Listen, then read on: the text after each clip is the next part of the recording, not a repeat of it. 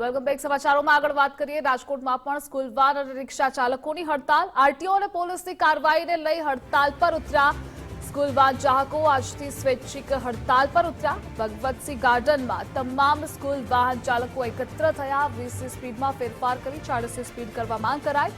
RTO દ્વારા school permit આપવા પણ માંગ કરવામાં આવી. તો રાજકોટમાં પણ સ્કૂલ વાન અને રિક્ષા ચાલકો હડતાલ પર ઉતર્યા છે. આરટીઓ અને પોલીસની કાર્યવાહીને લઈ હડતાલ પર.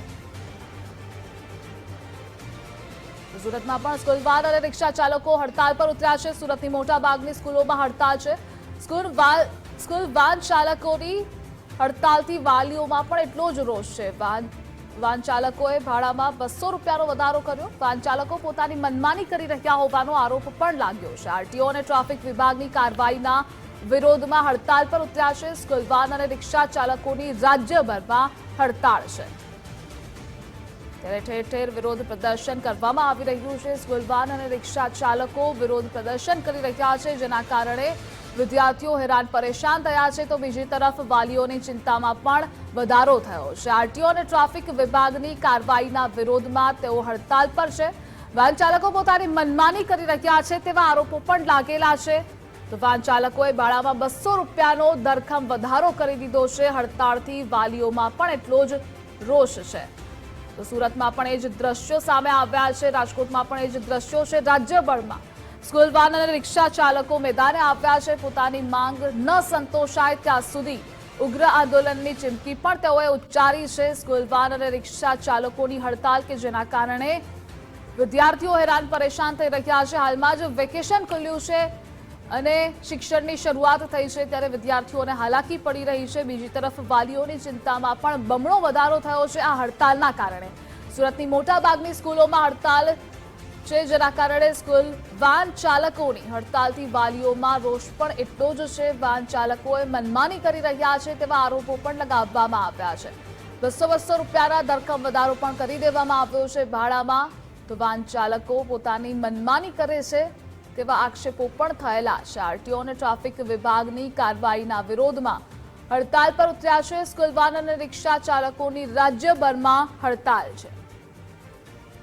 રાજકોટ ખાતેથી પણ એ જ દ્રશ્યો સામે આવ્યા છે. તંત્રની આ લડાઈ છે. સ્કૂલ વાન ચાલકો મનમાની કરે છે તો હડતાલ પર ઉતર્યા છે, જેના કારણે વાલીઓ પરેશાન થઈ રહ્યા છે. કામ ધંધા છોડી વહેલી સવારથી જ વાલીઓમાં દોડધામ મચેલી જોવા મળી રહી છે. તો વાલીઓ પોતાની વ્યથા પણ ઠાલવી રહ્યા છે. બીજી તરફ વાન ચાલકો જે મનમાની કરે છે તેવા આક્ષેપો પણ વાલીઓ દ્વારા કરવામાં આવી રહ્યા છે. તો રાજ્યભરમાં હડતાલ પર છે સ્કૂલ વાન અને રિક્ષા ચાલકો. અલગ અલગ માંગણીઓને લઈ તેઓ મેદાને ઉતર્યા છે, વિરોધ પ્રદર્શન કરી રહ્યા છે, જેના કારણે વાલીઓમાં દોડધામ મચી છે વહેલી સવારથી જ. તો રિક્ષા ચાલકો પણ આ વિરોધ પ્રદર્શનમાં સાથે જોડાયા છે, વિરોધ પ્રદર્શન કરી રહ્યા છે. રાજકોટ, સુરત, અમદાવાદ ખાતેના દ્રશ્યો સામે આવી રહ્યા છે. તો રાજ્યભરમાં આ વિરોધ યથાવત રહેશે. જે પણ પડતર માંગણીઓને લઈ તેઓ મેદાને ઉતર્યા છે તે માંગ નહીં સંતોષાય ત્યાં સુધી તેઓની હડતાલ યથાવત રહેશે, ચાલુ રહેશે.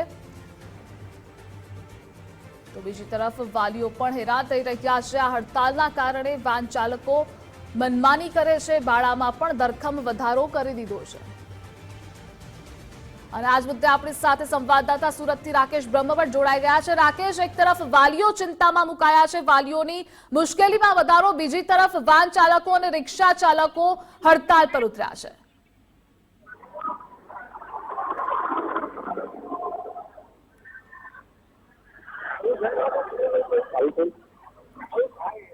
જી રાકેશ.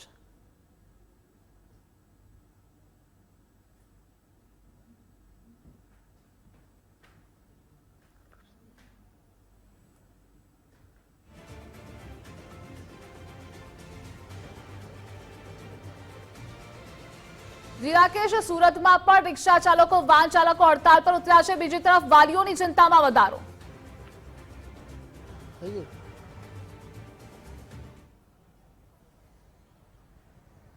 જી બિલકુલ, જે પ્રકારે નીતિ નિયમો કડક કરવામાં આવ્યા છે અને ત્યારબાદ છે તે આરટીઓ અને સુરત શહેર ટ્રાફિક પોલીસ તરફથી જે સ્કૂલ વેન ઓટો ચાલકો સામે કાર્યવાહી કરવામાં આવી રહી છે, તેના પગલે સ્કૂલ વેન ચાલકોમાં પણ એક ભારોભાર રોષ છે અને આજે પણ જે જોઈ શકાય છે કે સુરતના અલગ અલગ શાળાઓમાં જે બાળકોને લઈ જતી લાવતી સ્કૂલ વેનના ચાલકો છે તે હડતાળ પર ઉતર્યા છે। તેઓની એક જે માંગણી છે કે જે પ્રકારની સંખ્યા મર્યાદિત કરવામાં આવી છે, ત્યારે આ સંખ્યા જે ખૂબ જ ઓછી છે અને તેની સામે જે ભાડું મળવું જોઈએ તે વાલીઓ ભાડું આપવા માટે તૈયાર નથી અને પરિણામે જે તેઓને મુશ્કેલીનો સામનો કરવો પડી રહ્યો છે, કારણ કે જેટલા બાળકોને લઈ જવા માટેની જે સંખ્યા મર્યાદિત કરવામાં આવી છે તે ભાડું પૂરતું ન હોવાના કારણે તેઓને અન્ય ખર્ચા કાઢવા પણ મુશ્કેલ બને છે અને તે જ કારણ છે કે આજે શહેરની જુદી જુદી શાળાના જે સ્કૂલ વેન ચાલકો છે તે આ પ્રકારે હડતાળ પર ઉતર્યા છે। જોઈ શકાય છે કે અહીં તમામ લોકો આજે હડતાળ પર ઉતર્યા છે, જ્યારે કેટલાક લોકો જોડે વાત કરવાનો પણ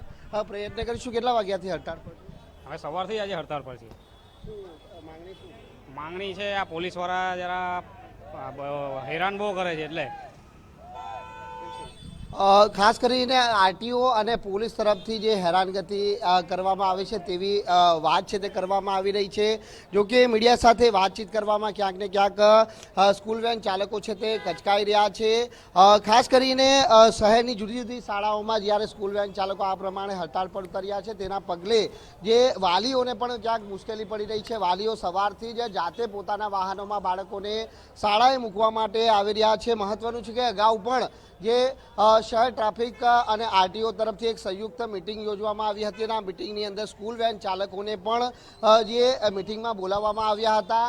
જે નીતિ નિયમો છે એ નીતિ નિયમોનું ચુસ્ત રીતે પાલન થાય તે માટેની જે માંગણી છે તે કરવામાં આવી છે, પરંતુ હવે જોવાનું એ રહે કે સ્કૂલ વેન ચાલકોની આ હડતાળ ક્યાં સુધી સીમિત રહેશે, કારણ કે વાલીઓ પણ હાલ જે છે તે મુશ્કેલીનો સામનો કરી રહ્યા છે। બાળકોને લઈ જવા લાવવા માટે વાલીઓને પણ જે વહેલી સવારે શાળાએ આવવાની ફરજ પડી રહી છે। જી રાકેશ, માહિતી બદલ આભાર આપનો।